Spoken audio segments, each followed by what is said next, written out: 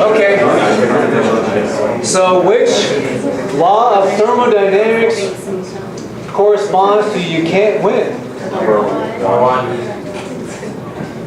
First, second, or third? Who says first?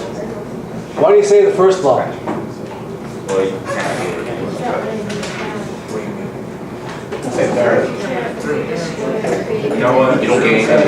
So, by neither creating nor destroying energy, that means... Yeah, so I think this one here, you can't win, corresponds to the first law. Okay, because note again that according to the first law, see, energy is converted to one type or another. So that means one type of energy can't win. Yeah, so always. What about number? What about this one? You can't break even. 3. Is that number 2 or number 3? 3.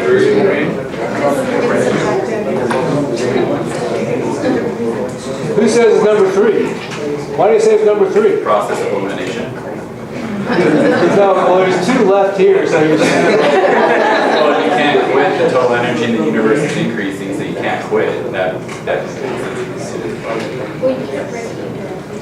You can't get to 0, so you can't break even. You can't get to 0, so you can't break even.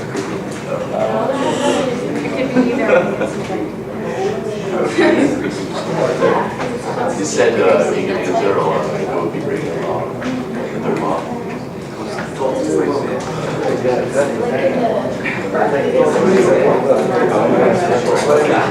So you're saying this one, you can't break even, refers to the second law or the third law?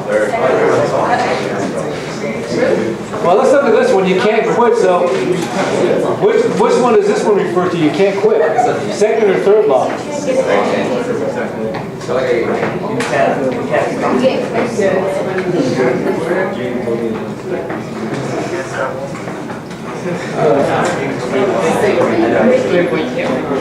So Miguel is holding up 3 fingers to me. Does that mean you think that this one refers to the third law?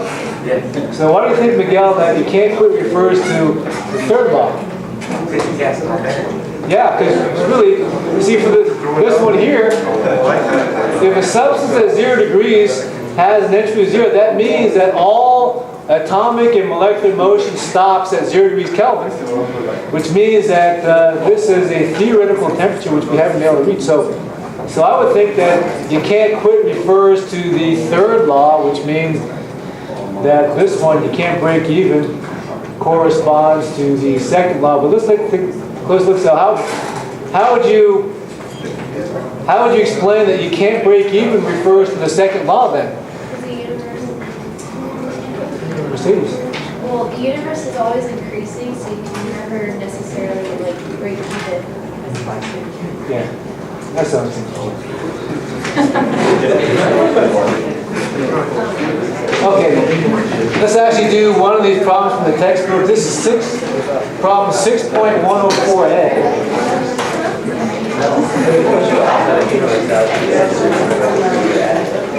And that problem states, this is actually from Chem1B. This problem states, a snow-making machine contains a mixture of compressed air and water vapor at about 20 atmospheres of pressure.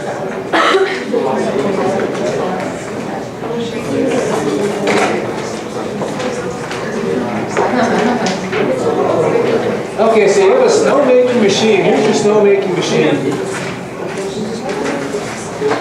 It has air and water. And the pressure in here is about 20 atmospheres.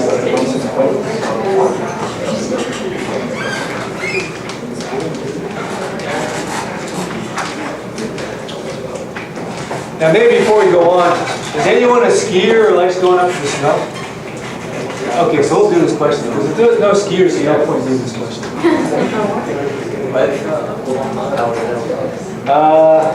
When the mixture is sprayed into the atmosphere, it expands so rapidly that, as a good approximation, no heat exchange occurs between the system, the air and water, and its surroundings. In thermodynamics, such a process is called an adiabatic process. So anyway, this is sprayed into the atmosphere.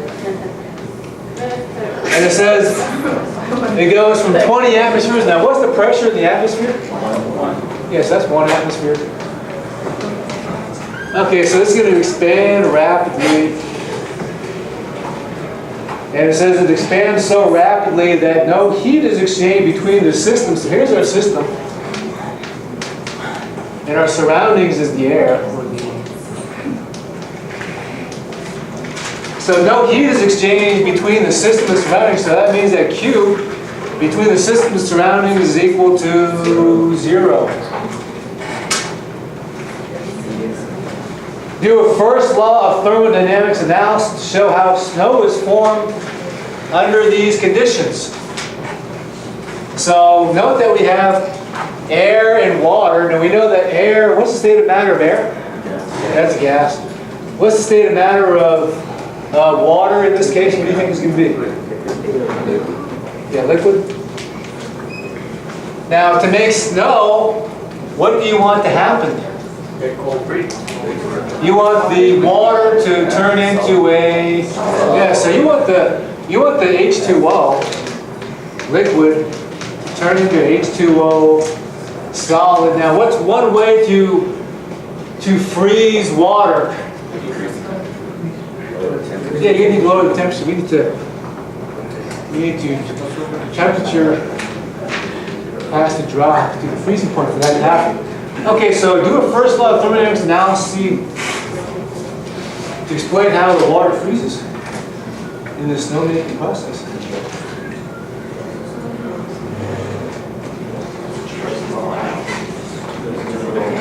Okay, so the first law of thermodynamics is written right over here. So let's take a look at this first law.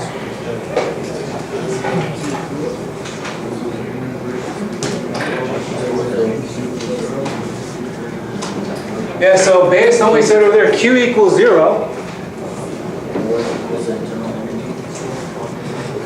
Yeah, so if Q equals 0, okay, so this is what George is saying. So Q equals 0.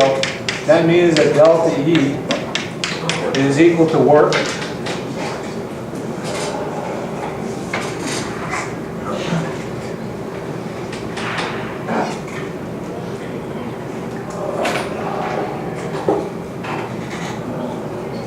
Now remember that internal energy is the energy inside atoms and molecules. So for example, if this is the nucleus of an atom, we have electrons moving around the nucleus of the atom. Those electrons are moving at a certain speed. That refers to the kinetic energy inside those atoms and molecules. And then we said that kinetic energy refers to how fast or how slow atoms or molecules are moving in a state of matter. So how is internal energy related to temperature? So if the internal energy, that is the kinetic energy inside atoms and molecules, is increasing, does the temperature increase or decrease? What? It increases. So that means that the internal energy is decreasing. That means the temperature should decrease. So how can we determine whether delta E is greater than 0 or less than 0?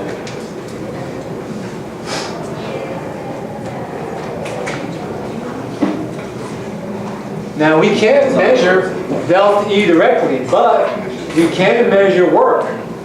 So how do we measure work? Can you say that work's equal to negative P delta V? Yeah.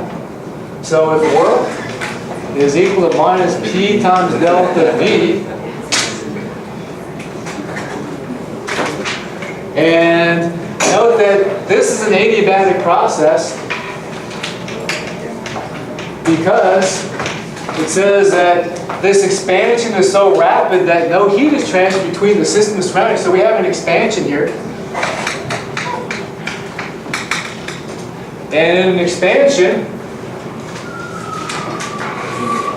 Delta V greater than 0. yep, so like Juan says, in an expansion, delta V is greater than 0. So if delta V is greater than 0, that means that work is, yeah, so delta V is greater than 0. So this means that work is less than 0. So if work is less than 0, that means delta E is less than 0. So as the internal energy decreases, the temperature should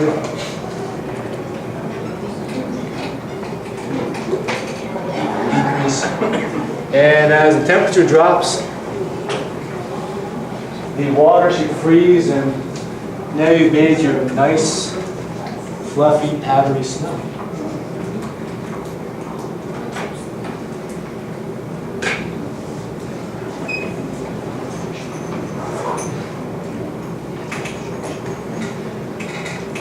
So maybe you could try that at home. See, how would you compress air and water?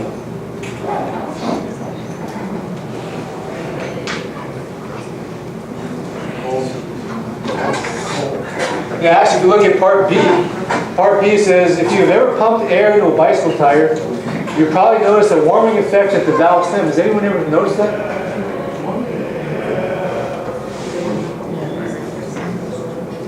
Has anyone pumped air into a tire before? Yeah. Okay, good.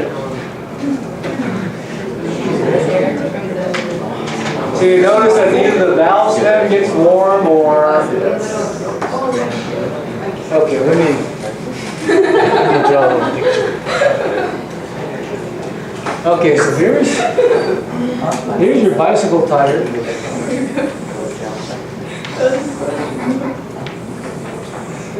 And here's the stem.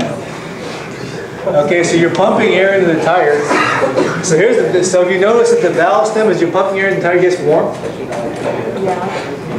And if you have a hand pump, if you have one of those hand pumps, have you noticed like that the barrel of the pump gets warm too?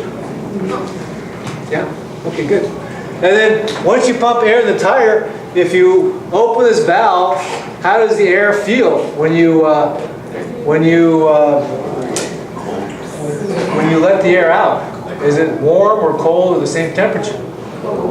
It should be cold, just like we talked about in part A. Okay, so how come the air, or how come the valve stem here feels warm? What's happening there? So if you do a first law of thermodynamics analysis again, can you explain why the valve stem gets warm? Yeah, because it says here in this problem, it says, let's see, the action of the pump compresses the air inside the pump and the tire. This process is rapid enough to be considered an adiabatic process. Apply the first law of thermodynamics to account for the warming effect.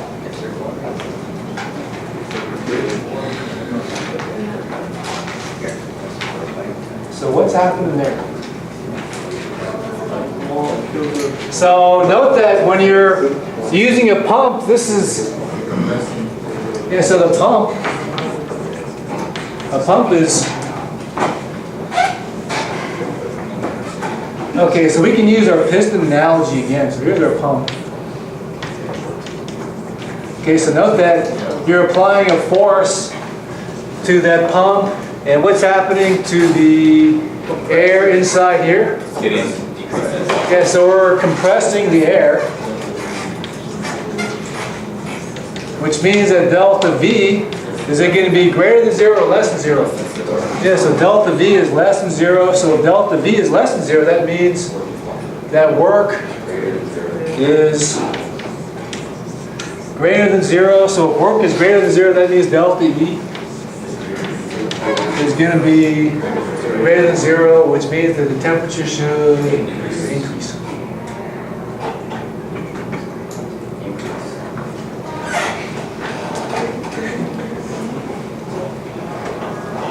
So note that this is one potential problem of using a pump, that you have to supply the work.